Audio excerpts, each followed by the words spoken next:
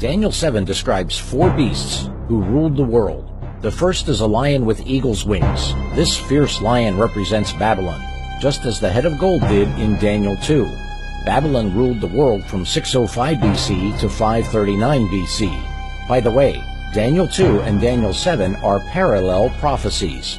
God uses the principles of repetition and expansion in parallel prophecies.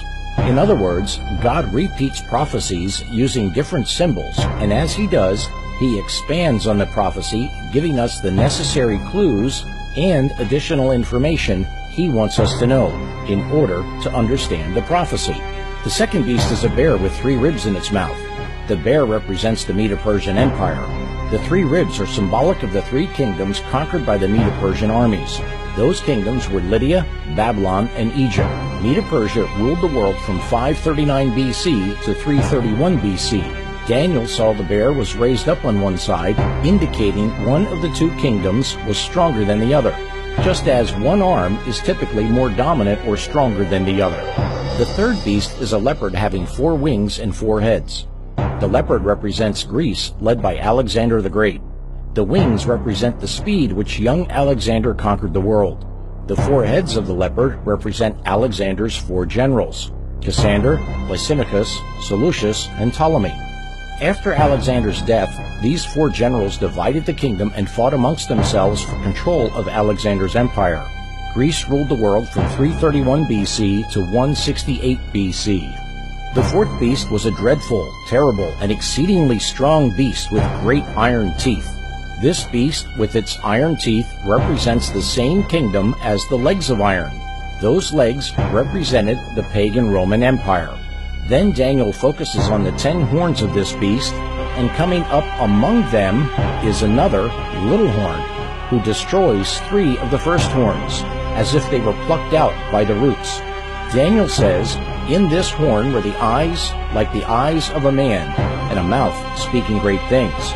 In our last program, we learned the 10 toes of Daniel 2 were the 10 barbaric nations which brought about the destruction of pagan Rome. Those toes are the same as the 10 horns on the 4th beast of Daniel 7. History identifies these 10 barbaric tribes as the Visigoths, Franks, Suvii, Alemanni, Anglo-Saxons, Lombards, Burgundians, Heruli, Vandals, and the Ostrogoths. History tells us these last 3, the Heruli, Vandals, and Ostrogoths, were destroyed through the influence of the little horn as it came into power. Here's where it gets interesting.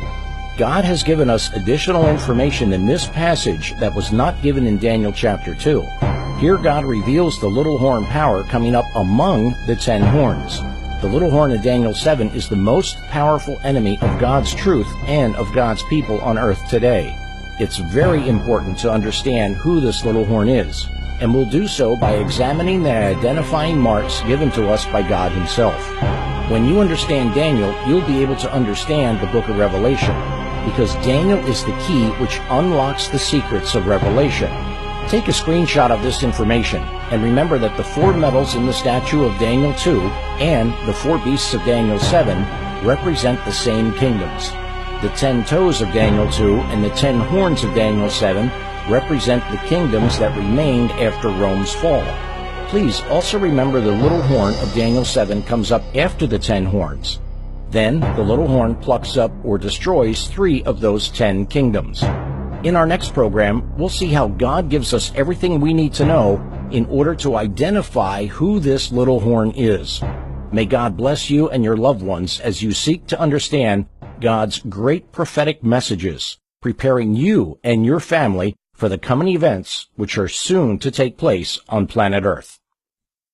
To learn more, email stmedia.co@gmail.com with your name and address for the free book, The Great Controversy Between Christ and Satan, available within the continental United States while supplies last. Outside the continental U.S., we'll send you the book in PDF format.